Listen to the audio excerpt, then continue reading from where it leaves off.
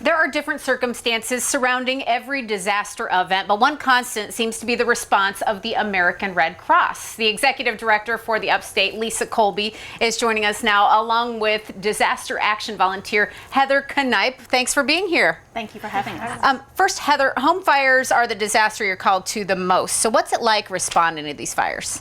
I tell you, you're meeting people for the first time on what could be the worst day of their entire lives. They're in shock many times. They've lost their home, maybe their mode of transportation. Maybe they were on the bus route and now they're not because they've been displaced to somewhere else after a fire. They may lose medications, their eyeglasses. They may need some counseling. There's a lot going on at the scene of a fire. A lot of needs and a lot of need for help. And you've got comfort kits that you provide to these families. What's in the comfort kits? Yeah, so our amazing volunteers like Heather will meet the family. They're referred by the fire departments. And in these kits are the basic needs, the things you're going to need that you didn't have a chance to grab before you got out of your home. So, you know, there's toothpaste and hygiene items, a razor and a comb, a washcloth, everything you need to kind of just get through the night. This is meant to be for those very next moments after you have to figure out where you're going to spend the night and how you're going to pick up the pieces of your life. And that's all some people have access to right then and there. We know there's an uptick in fires in the winter months, so you're always wanting to kick up the awareness as well, right? What's going on in the winter months? Yeah, well, you know, we see a lot more fires as the temperatures get cold, like they're starting to now. And really, it's kitchen fires. Cooking is a big source, a big cause of fires.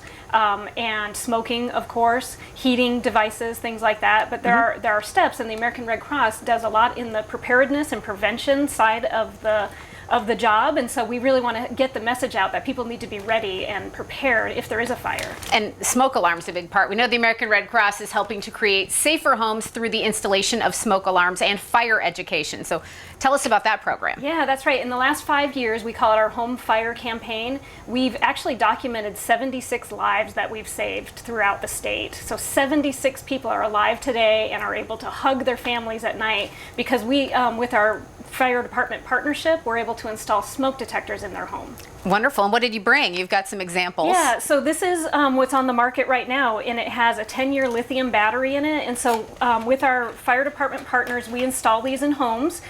People let us come along. We have canvassing and blitz events where we bring this into their home. And then we volunteers like Heather talk to them about how to make sure, yes, you need a smoke detector, but you need to test it. So we recommend that every 6 months, when it's daylight savings time is a great time, either when you're setting your clock forward or back is also the time to test your alarm. So all you have to do is push the button and make sure that it beeps like that. If I pushed it harder and held it, it would then sound the actual alarm and it would keep beeping and be very loud. So, and then you push the stop button. Good thing that stop button works. Sorry about that. So that's how you test your alarm, and it's really important to do that, as well as have a fire escape plan that you practice with your family. Absolutely. And this is the time of year when blood donations are typically down as well. Either one of you can field this question, I'm sure. Why is the need so important, and how urgent is it? That's right. In the winter months, when people have been traveling on holidays, when schools are out on break, and then when the weather is bad, flu season, all those things contribute to there being a shortage of blood. So the Red Cross, another part of our mission is that we collect blood and supply local hospitals with that blood.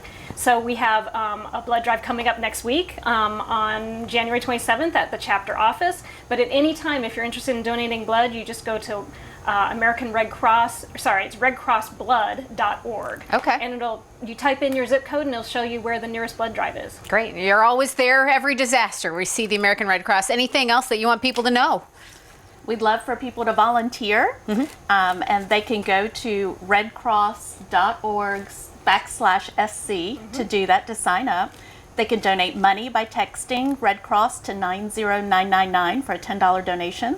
Of course, they can donate blood, and they can donate their time. We would really love to have any way people could help to do that. A lot of ways to get involved, and it certainly makes a difference. Lisa, Heather, thank you so much for being here with us today.